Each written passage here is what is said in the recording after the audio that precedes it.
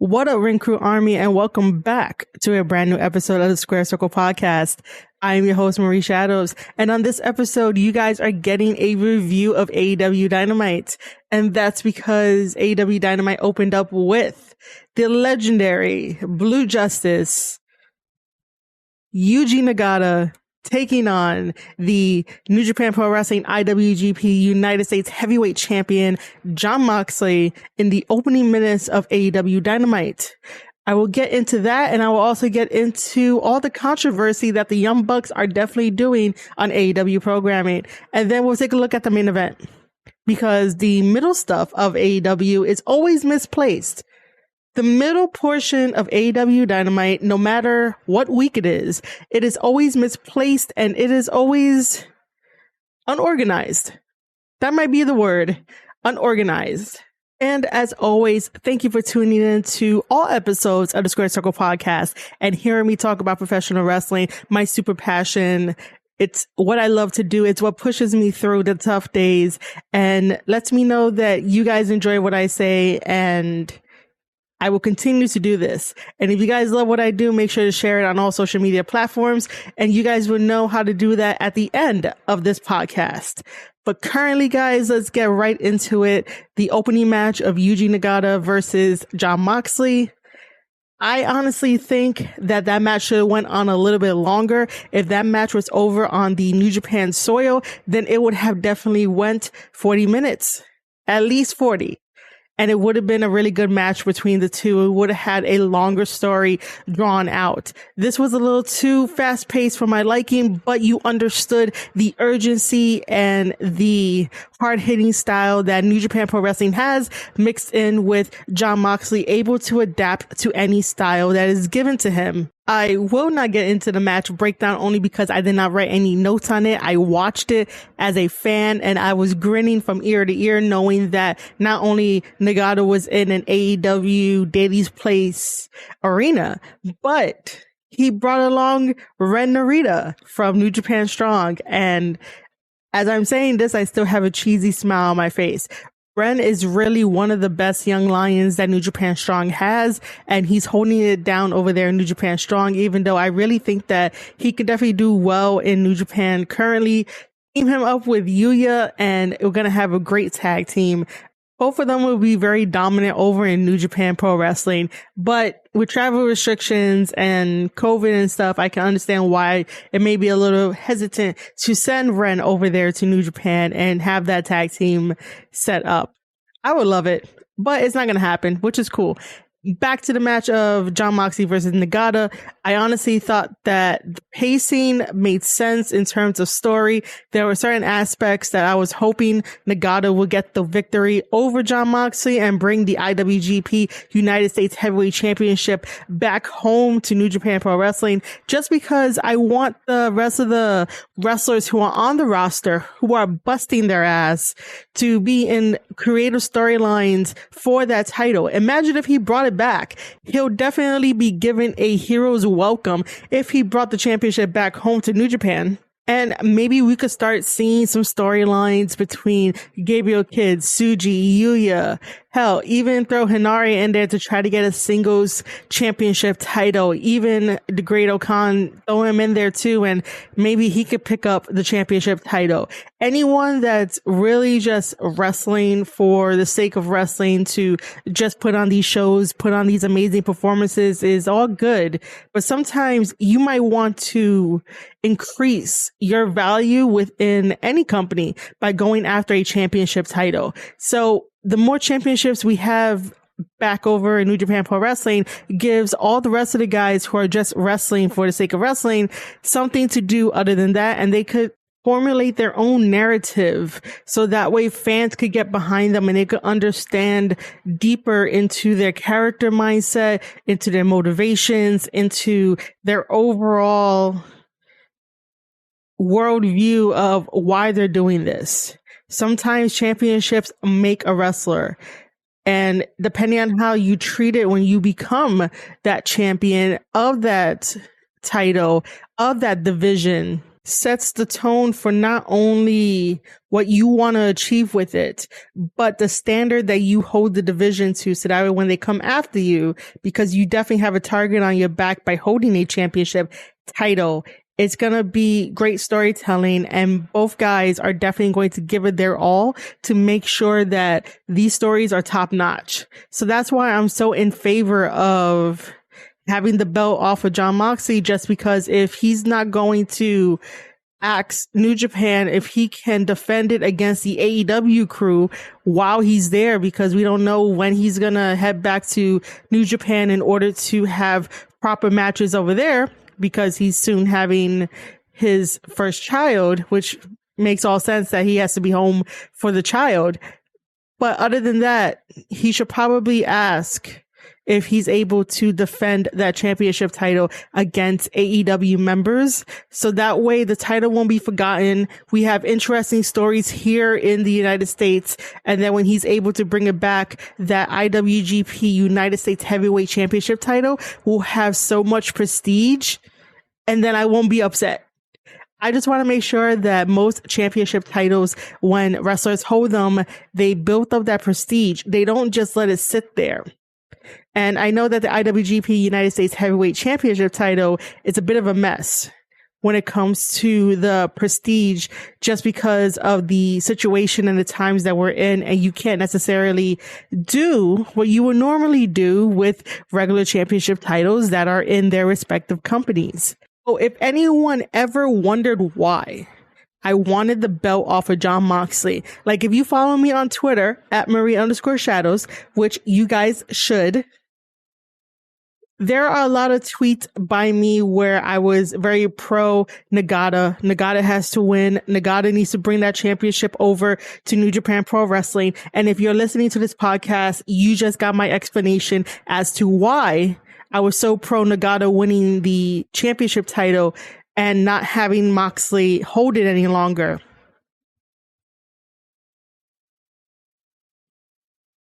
And we can quickly go over the New Japan Strong tag team match that had Ren teaming up with Nagata to take on Jon Moxley and Chris Dickinson.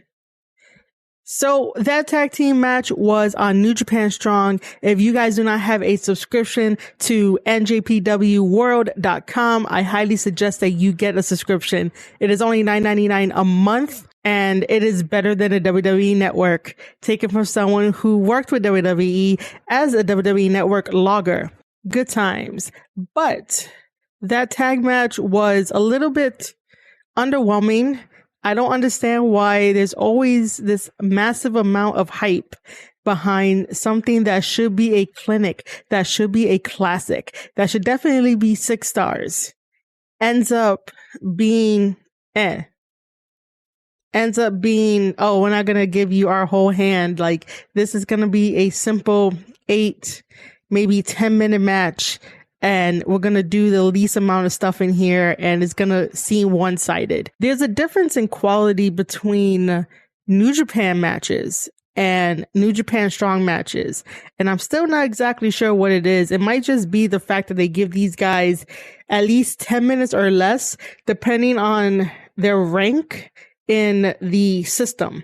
Like, they probably have like an imaginary rank. It's not like the AEW rankings where you know where people stand. But the quality of matches from New Japan Strong and New Japan Pro Wrestling are definitely different. This tag match was nice to watch. It was fun to watch, and you got to experience Ren versus Moxley for the first time. And I know that Ren could definitely give Jon Moxley a run for his money.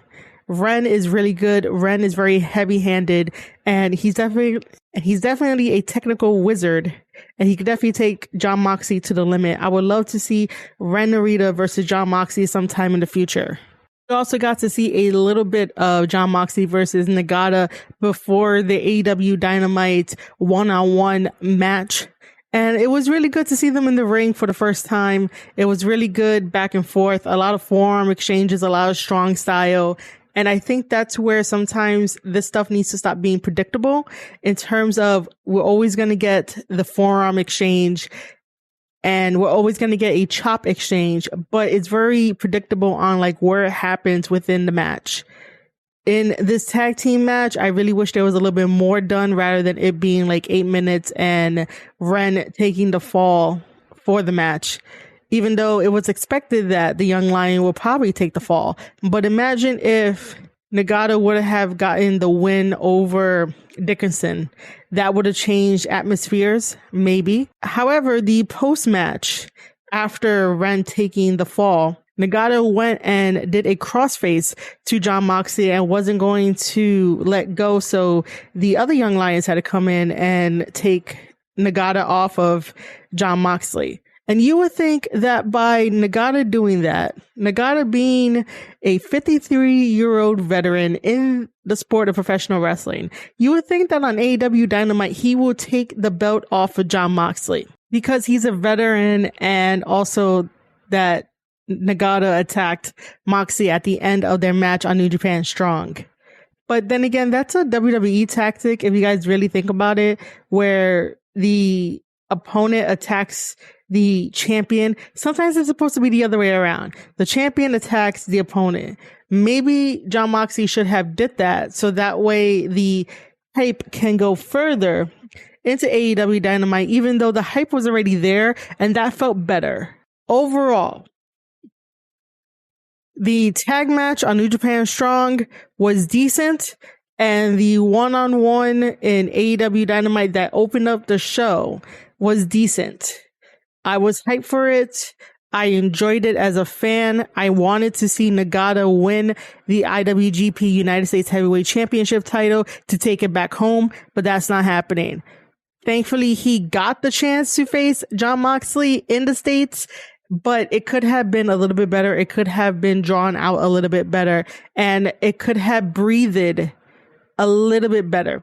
Which brings me to my next topic for AEW Dynamite. The Young Bucks versus SCU. This one had a stipulation on it. If SCU lost, that would be the end of the tag team of Frankie Kazarian and Christopher Daniels. As much as we don't want to see them break up, maybe it was time for them to go to separate ways because Daniels is getting a little bit older. Kazarian is getting a little bit older. Kazarian is so underrated as a professional wrestler. Kazarian is one of the best. I don't know if he's going to slow down in wrestling, but he's definitely not going to be teaming with Christopher Daniels anymore. That's right. Spoiler alert.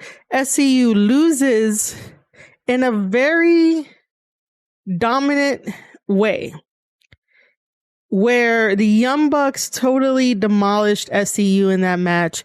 Everything was so quick. All the spots were so quick. There was nothing to breathe. It's like you were watching a tag team match all on one breath. And then as soon as the 1, 2, 3 happened, that's when you can let that breath go. And I think that did everyone a disservice, because as much as Frankie Kazarian was showing his talents in that match by taking on both Matt and Nick at certain times, you know, it showcased Kazarian as being one of the best as a singles competitor, but at the same time, you knew that both of them, meaning Kazarian and Daniels, weren't going to win. So he did all that, and then all of a sudden it turns to Daniels, and they basically make a mockery out of SCU by doing all those spots, going super fast pace. And there was this one weird angle where, in my opinion, Frankie Kazarian stood outside the ring way too long, where he could have helped stop the match, continue the match, and maybe we could have had some type of light at the end of the tunnel, some type of hope to progress story. But no.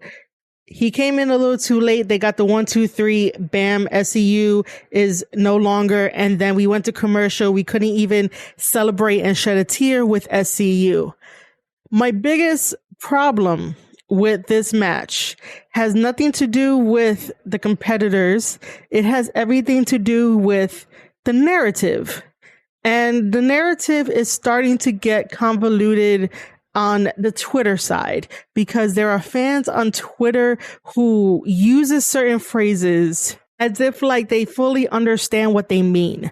So the Young Bucks have been doing this heel thing for a while now. They finally was like, we're going to turn heel. We're going to turn against the fans because the fans have always turned against us and the fans have always been talking shit about us. Guess fucking what, guys? Fans and people alike talk shit about everyone and anyone. We've all done it. But that's neither here or there. So now that the Young Bucks feel comfortable, even though sometimes this whole heel gimmick is kind of cringy depending on the situation and what I'm trying to talk about. This thing in particular that they do in the match against SCU is that Christopher Daniels is definitely bleeding. He's bleeding a lot. That blood got on Matt's Nike sneakers, which is red and black and white. And so Matt goes, I'm sorry, I love you, and super kicks him. It is basically an ode to Ric Flair versus Shawn Michaels in Ric Flair's retirement match at WrestleMania. That moment had me choking up. This moment that Matt does to Christopher Daniels is basically a parody. The story behind it is that Daniels is getting older. It's his career on the line. So why not super kick him? Bam, that's it. He's done. I totally get it. But it kind of felt rushed. There was nothing to slow down at that point. You still held on to your breath at the beginning of the match and you couldn't really absorb what was happening because everything was so quick. Nothing was slowed down. If they slow down the match, if they slow down what they do, then stories like this won't go over people's heads and people won't be so upset. It gets to the point where Twitter and the wrestling community is telling other people, oh, the Young Bucks are working you. Just because Matt Jackson recreated something from WrestleMania between Ric Flair versus Shawn Michaels does not mean that they're working the fans. And there's this thing online where it's like, if you hate the Young Bucks are working you. The only people that the Young Bucks are working are themselves.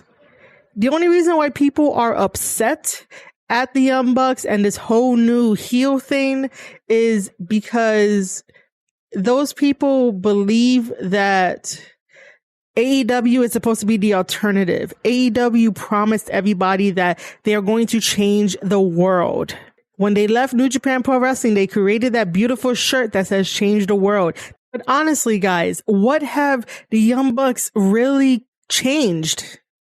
Yes, they created a new wrestling promotion. Yes, they are EVPs. Yes, they're running their own company. Congratulations to all of them for running their own company and doing their own thing and still being independent artists in professional wrestling. But have they truly changed the world of professional wrestling? Kenny Omega is our belt collector. This quote unquote forbidden door is open between Impact Wrestling, New Japan Pro Wrestling. And that's about it for now. But in terms of giving us what we want, what we felt like was the alternative to WWE, where our intelligence will not be insulted. Yet then the Young Bucks are trying to recreate their highest peak when they were relevant in the 2000s. And that time was a different wrestling fan base.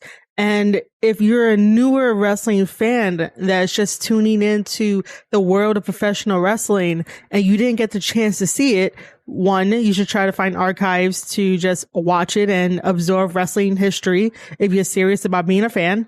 And two, the Young Bucks should have reinvented themselves for a newer audience so that way they won't get this backlash and take it out on fans who have valid criticisms and people who just want to understand why are they doing this? What's the point of this? How are you progressing professional wrestling to be better, to stand on its own two legs if you have to go back and time travel to try to make yourself relevant and try to get yourself a Hot Topic deal again? Like, let's really think about it. The Young Bucks came in, they're wearing all these different types of fashion styles. They're showing off their Nikes. They're showing off all their name brand stuff. That means that they want to attract the fashion influencers of the world They want to attract the sneakerheads of the world. They want to attract the materialistic people that are out there that will spend the money on the merch, that will spend the money on this or that, whatever they create. Because yes, I'm not going to deny that the Young Bucks don't make money. They make a lot of money with everything that they've done for all these years. But again, where is this change the world attitude? Where is this growth that we should be seeing from the Young Bucks? Because right now, this is their company. The Young Bucks, Kenny Omega, Cody Rhodes, and Tony Khan should be pushing AEW to the forefront to be the true alternative. And that doesn't mean that we can use the Forbidden Door as the excuse to cover up the bad problems that AEW has. You could definitely see that the EVPs are tired. And when people are tired, they don't do their best work. Let's look at it this way. Before the pandemic, AEW made sense in terms of storyline progression and obviously storytelling. And that when it led up to a pay-per-view, because AEW only has 4 pay-per-views within the year, when those stories came up to the pay-per-view, it made sense. You want to see that pay-per-view. You want to be excited for that pay-per-view. Now we're heading to Double or Nothing in 2021 in a pandemic. And this is probably the most sloppiest put together pay-per-view there is. And here's why. It honestly felt like nothing was really thought out in order to meet the weeks that were coming up, and everything felt so fast, and that bam, this is what we get. It is a stacked card. These guys can definitely go. The wrestlers are amazing. The AEW roster is one of the best rosters to actually look at and be proud of. And I'm proud of each and every AEW wrestler out there. What I'm not proud of is the childish antics that has to be done in order to get over, in order to live the same life you lived years ago when it's 2021 and it's totally different and there's nothing new. As a fan of the Young Bucks, I don't feel like being told in their new bio that they have a new BTE episode up. Go check it out and go say some hurtful comments, because that's what fans always do. I don't feel like reading that. I don't feel like being alienated away from a really good tag team that could tell a really good story in the ring and really pace themselves. I honestly want to be a fan again of the Young Bucks and Kenny, but I'm going to be here on the sidelines and I'm going to be sitting out, but I'm still going to give you my critiques on them. The ways that I think that they could definitely change is by getting serious, leaving all the stupid gimmicks behind.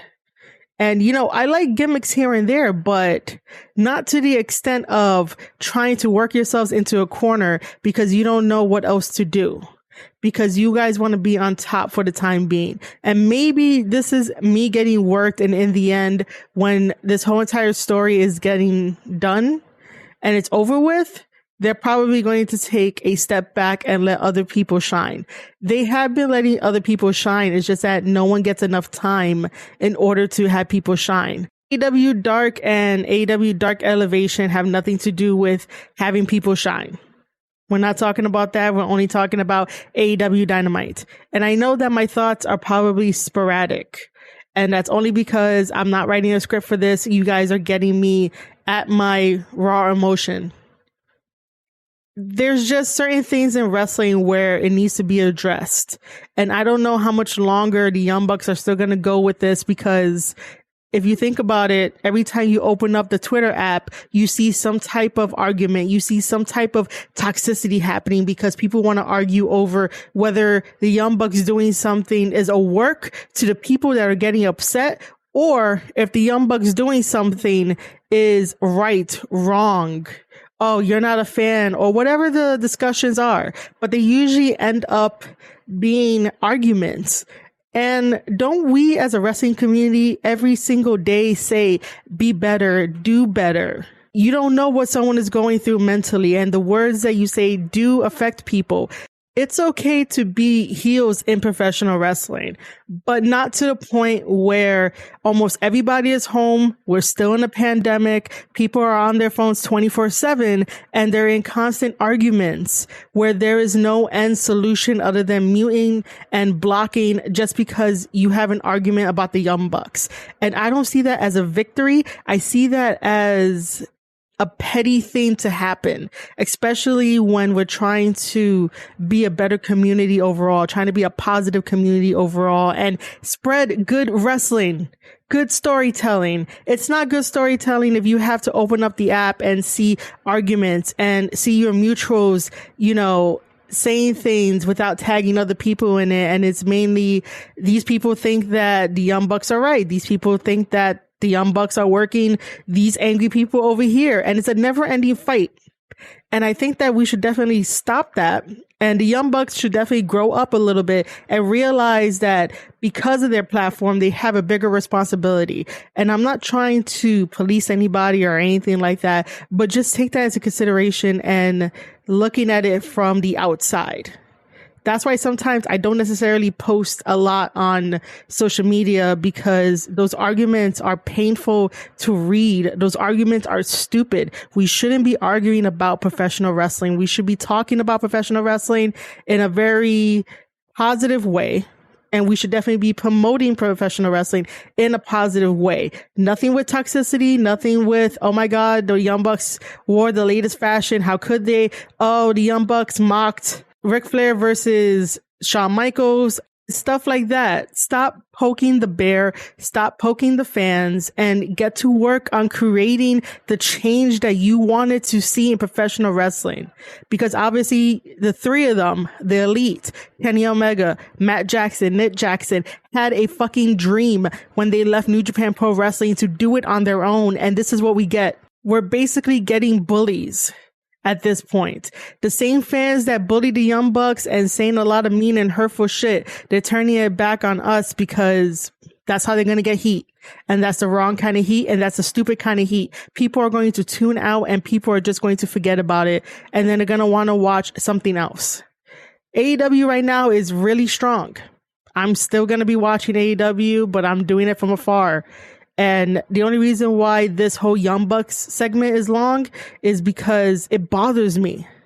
It truly bothers me, and I haven't let it all out yet.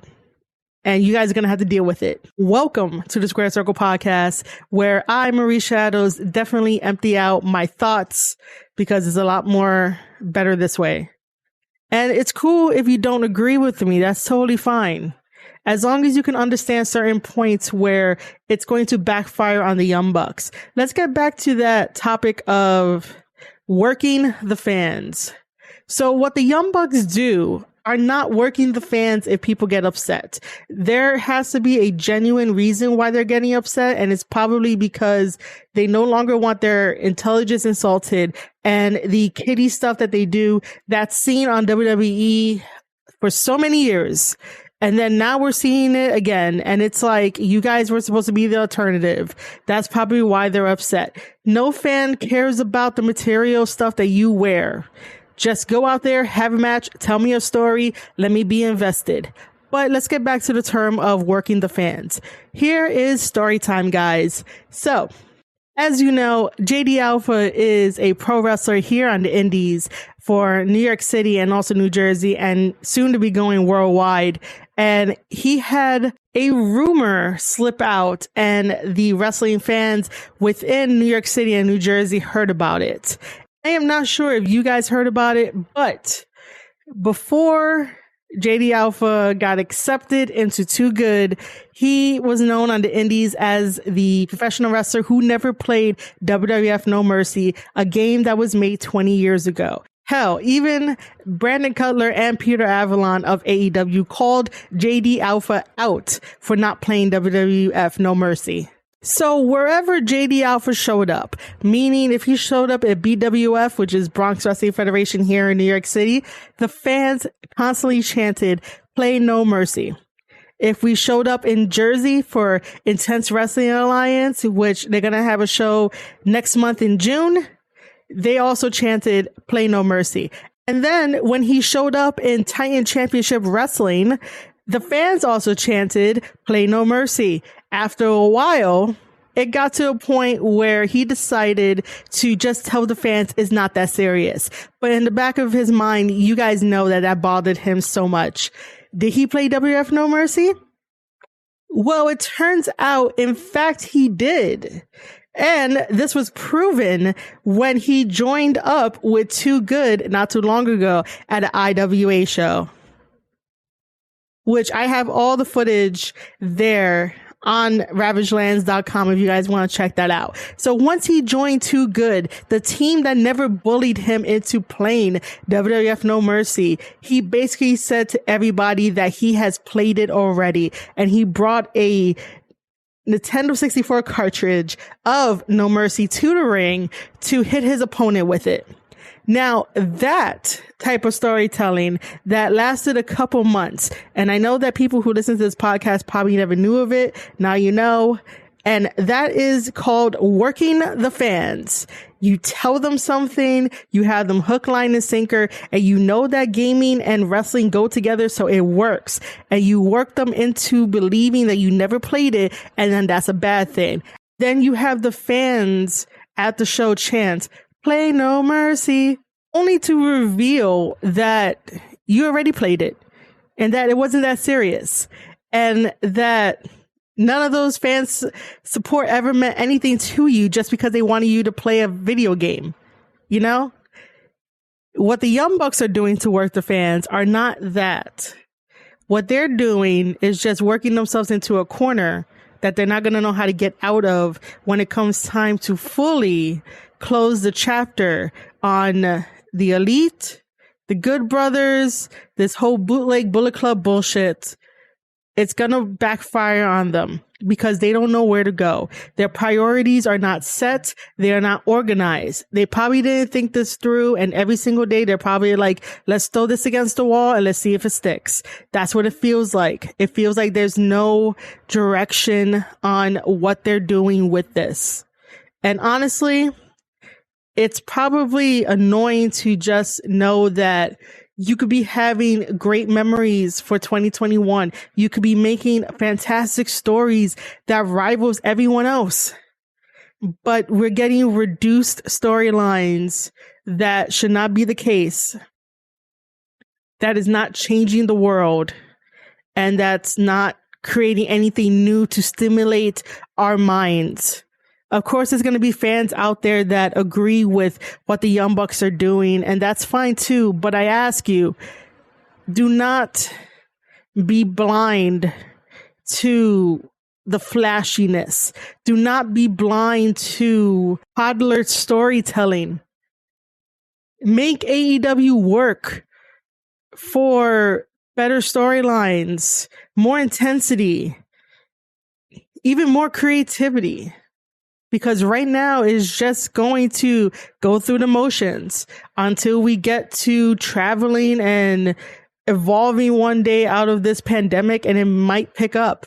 But they really need to get a hold of their priorities and be organized.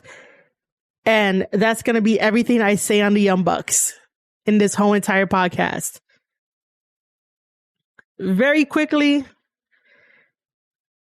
after that, we get a weird Cody Rhodes promo. I'm not even going to go into it. And then after that, we get a Pinnacle and the Inner Circle. And I felt that at Blood and Guts was going to be the end of it. But no, the Inner Circle comes out with a little bit of bubbly beer truck and hose down the Pinnacle. And we finally get a rematch, which is going to be Stadium Stampede #2 at Double or Nothing.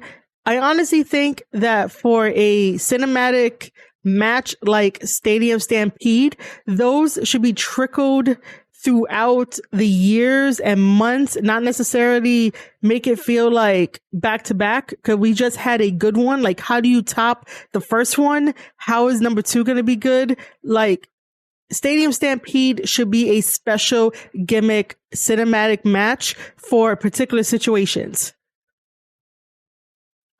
After that, we get a interview that had Brit Baker, which Brit Baker is great on the mic. And then we have a women's match where Thunder Rosa took on, I believe her name is Jasmine Allure. Forgive me for messing up her name. Thunder Rosa needs a bigger platform and a bigger time slot and a bigger spotlight for AEW. And then after that, I believe we get the main event, which is Miro versus Darby. Finally, someone took the belt off for Darby.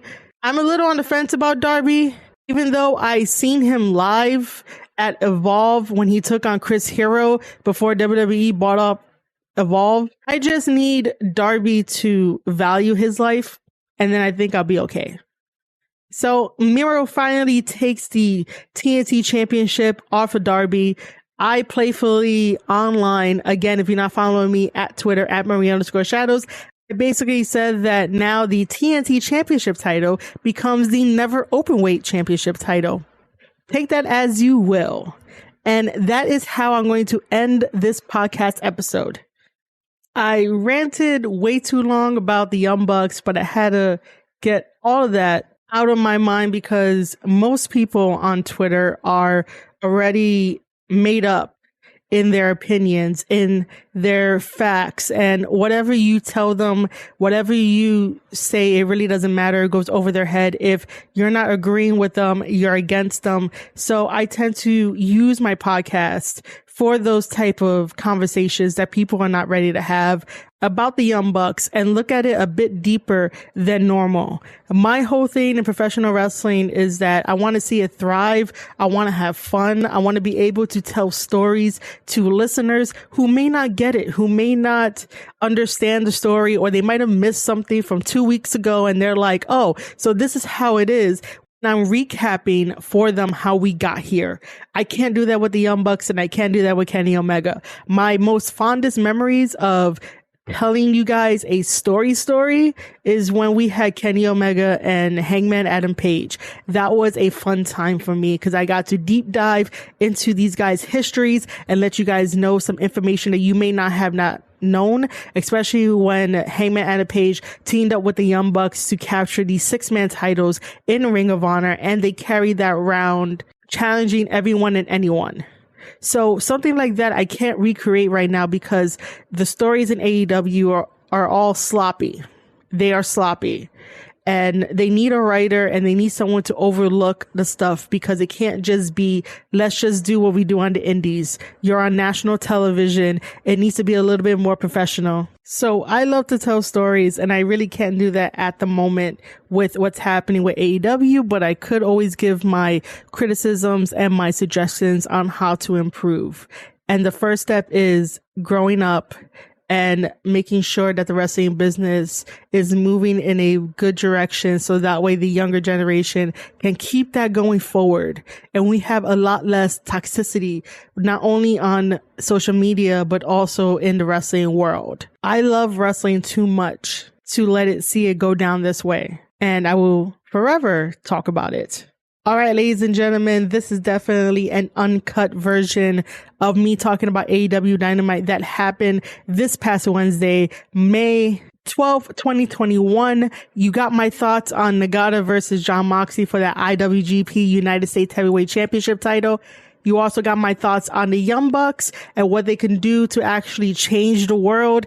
And then the in-between of AEW Dynamite that makes no sense and should have been cut short. And then quickly our main event, which had Miro taking on Darby. Miro took the TNT Championship off of Darby. And now we have the reign and terror of Miro. If you guys enjoyed my review, these are the ways that you can show it some love. Head over to anchor.fm/Square Circle Podcast. You could do a lot of things on the Anchor side. You could leave me a voice message to air out your opinions. I'll definitely hear it, play it on the podcast, and talk about it. If you guys enjoy my hard work into analyzing professional wrestling, there is a tip button. Make sure to click it and you could tip me whatever amount of money you want. It is not mandatory, but it does help support the podcast. And then over on the Twitter side, if you guys want to retweet this podcast episode, by all means, do so. And then also make sure you are following me at Marie_Shadows, where we could talk about wrestling 24/7. And if you want to take it a step further to learn who Mr. Too Good JD Alpha is, who Marie Shadows is, and who Ravage Dragon is over on ravagelands.com. That's right. You'll get writing, wrestling, and gaming all in one website. All right, ladies and gentlemen, you have been listening to an episode of the Square Circle Podcast. I am your host, Marie Shadows, and I'll see you guys on the next one.